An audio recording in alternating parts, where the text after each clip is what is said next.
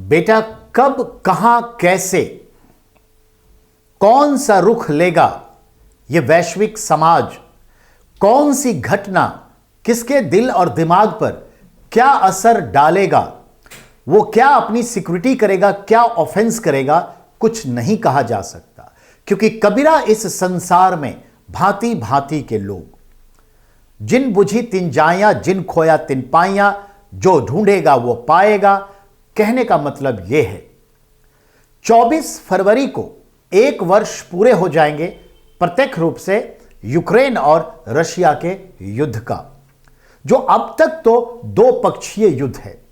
लेकिन रशिया की तरफ से अभी किसी ने मदद नहीं की है।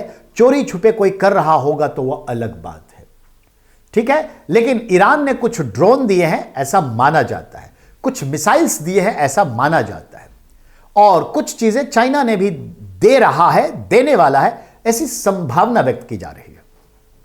लेकिन यूक्रेन को तो थ्रू आउट 2 महीने के बाद से ही यूरोपीय यूनियन का पूरा समर्थन, moral support, financial support, weaponry support, हथियारों का समर्थन मिला, पैसों का समर्थन मिला, वित्त का, और नैतिक समर्थन मिला।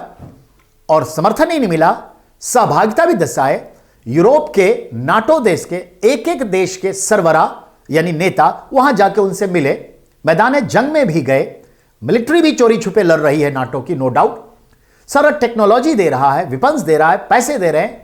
और अब तो जोए बाइडेन भी युद्धग्रस्त क्षेत्र राजधानी कीव यूक्रेन में पहुंच चुके हैं। तो ये जो पहुंचे हैं समझने की बात है। इसके 3 रीजन हैं। पहला तो 1 वर्ष हो गया, यूक्रेन अब कमजोर पड़ता जा रहा है और रशिया हावी बहुत हो गया। कई युद्ध के उतार चढ़ाव हुए। अब इसे सांत्वना देने के लिए जॉय बाइडेन पहुंच गए। पहला पॉइंट, जॉय बाइडेन सांत्वना देने के लिए पहुंच गए। दूसरा पॉइंट आप देखें इधर तो क्या, जॉय बाइडेन इसलिए भी पहुंचे कि अब अमेरिका में इसी साल के नवंबर में इलेक्शन होगा राष्ट्रपति का। वहां राष्ट्रपति का चुनाव 4 साल पे होता है, 4 साल का टर्म है। तो नवंबर में चुनाव होगा और फाइनल 20 जनवरी को नया राष्ट्रपति जो भी होंगे वो पद ग्रहण करेंगे, शपथ लेंगे। तो याद रखिएगा अब वहां पे सरगर्मियां बढ़ गई है। तो ये रिपब्लिकन पार्टी के हैं, डेमोक्रेटिक पार्टी के हैं, और वो चाहेंगे कि कुछ अच्छा हो, इसीलिए ये यहां आना चाहते ताकि वहां वोट बैंक मजबूत हो, ठीक है। और याद रहे बहुत सारे लोगों को यह लग रहा था कि भाई अमेरिका ने चने के झाड़ पे चढ़ा दिया है, तो नहीं, हम हैं भी आपके साथ, यह भी मैसेज गया। तीसरा, जो यूरोपीय यूनियन के नाटो देश कमजोर पड़ रहे थे, पता नहीं यह युद्ध कब होगा, हमारी आशंकाएं, यह भी सामने आ गया। और नए व्यापार के ख्याल से बहुत सारे अरबों डॉलर फिर इन्होंने घोषणा कर दी कि हम आपको दे रहे हैं। और चाइना दे सकता है रूस को मदद, यह सोच करके अमेरिका आ गया। तो चाइना पे प्रेशर बढ़ेगा कि भैया विश्व युद्ध में कूद के हम क्या करें, ना कूदें। और इधर ताइवान में हम देखते हैं देन एंड देयर, इधर ये अमेरिका पहुंचे हैं जॉय बाइडेन, और ताइवान में अमेरिका के एमपी के एक डेलीगेट्स ताइवान पहुंचे हुए हैं। जी जनाब। इधर जापान ने यूक्रेन को $5.5 अरब का मदद देने की घोषणा की है। 1 साल पूरे हो रहे हैं ना, बरसी मनाएंगे ना, यूक्रेन के 1 साल के युद्ध की बरसी तो मनाएंगे। तो मातम पुरसी के लिए आ गए हैं बाइडेन। जापान ने जो है $5.5 अरब का कर्ज की घोषणा की है। और चाइना के विदेश मंत्री वांग लुई जा रहे हैं रसिया, क्योंकि बाइडेन ने कुछ दिन पहले कहा था कि कोई भी हथियार का अगर सप्लाई करेगा चाइना रसिया को तो हालात बदतर होंगे।